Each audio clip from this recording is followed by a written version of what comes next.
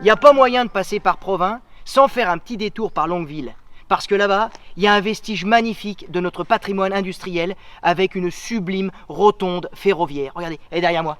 Comme elle est belle, vous avez vu ça? Avec encore le pont tournant qui permettait d'orienter les rails pour sortir les locomotives là, qui sont dans cette rotonde. Elle est géniale cette rotonde. En plus, c'est la seule en bois qui soit parvenue jusqu'à nous. Alors à l'intérieur, il y a plein de trains et c'est ça qui est génial. C'est que cette rotonde, elle n'est pas du tout à l'abandon. Au contraire, regardez-moi ça, elle est bien vivante. Et d'ailleurs, dans cette rotonde, vous avez un musée, le musée vivant du train qui est protégé, sauvegardé, couvé par une association magnifique qui s'appelle l'AGECTA. Et parmi les membres de cette association, je ne résiste pas au plaisir de vous présenter Jean-Claude Poliot qui connaît bien le sujet. Lui, c'est un passionné par les trains, donc forcément, dès qu'il voit un train, faut qu'il mette les mains dedans. Donc, il doit être quelque part. Jean-Claude!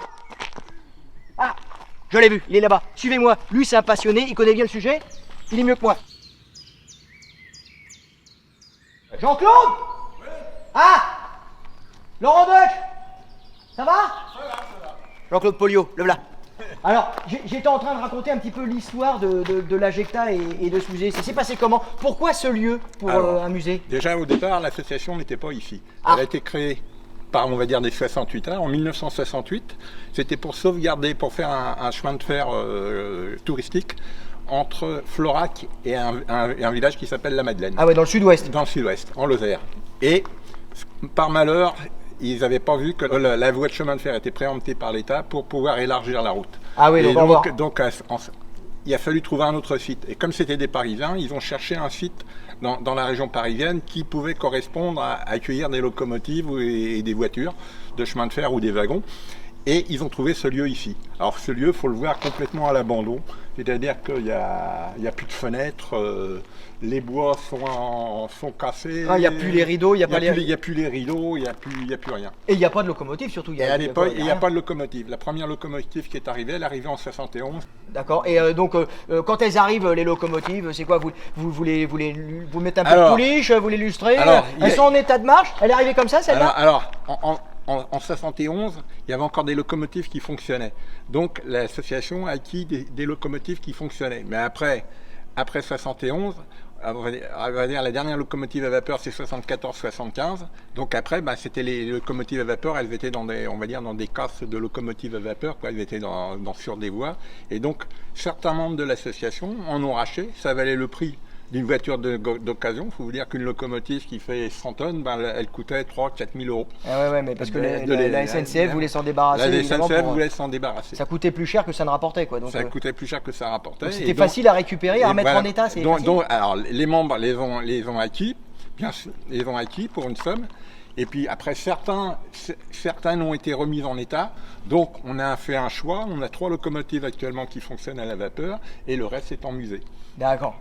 Mais elles sont magnifiques, elles sont super bien restaurées, réhabilitées. Mais en gros, elles sont comment? Toi, t'es un peu mécano, tu sais monter, démonter, tout ça? Moi j'ai déjà démonté, remonté des locomotives. T'es passionné par les trains? Tout à fait. Mais t'es pas cheminot à la base? Moi je suis pas cheminot. Comme une grande partie de l'association, on vient de milieux différents. Et elles sont comment alors quand elles arrivent, toutes ces belles mères là, ces grands-mères? On pourra aller voir, il y en a une derrière qui est arrivée il y a 4 ans, qu'on a racheté en Suisse. Qu'on a fait revenir de suite, qu'on a acheté. Il paraît que vous l'aviez entièrement démonté, mis dans un camion et ramené ici.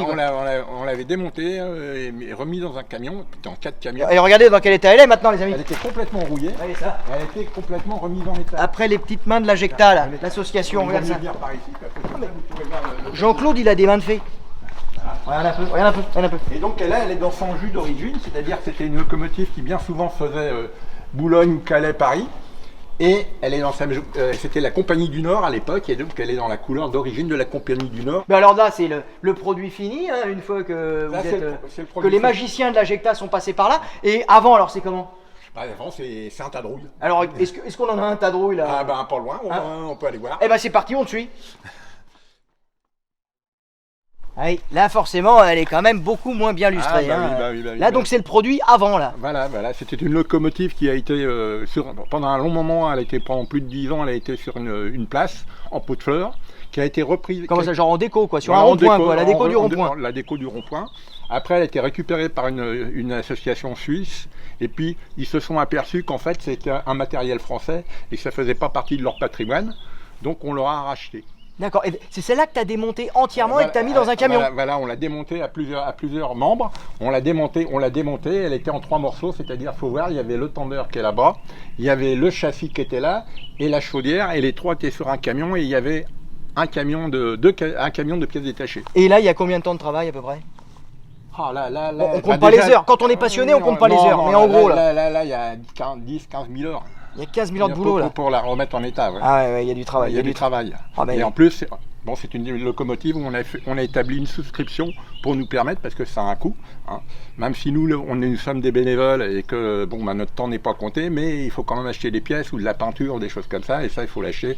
Et donc, il y a une souscription pour restaurer cette locomotive. Eh ben écoutez, je crois que tout est dit, hein, les amis. Il faut soutenir l'AGECTA parce que c'est des passionnés, c'est des bénévoles. Ils comptent pas leurs heures et grâce à eux, eh bien, c'est notre patrimoine vivant, notre patrimoine industriel qui est ainsi préservé et sauvegardé. Venez voir le musée vivant du train. Franchement, ça vaut le détour. C'est magnifique. Et moi, qui n'étais pas fan des trains quand j'étais petit, je vais me rattraper avec mon fils. Je vais tout de suite lui acheter une maquette. Jean-Claude, merci beaucoup. C'était passionnant. Et je me lave plus la main, quoi. Le mec, c'est une petite fée. C'est une petite fée. J'ai une main magique maintenant.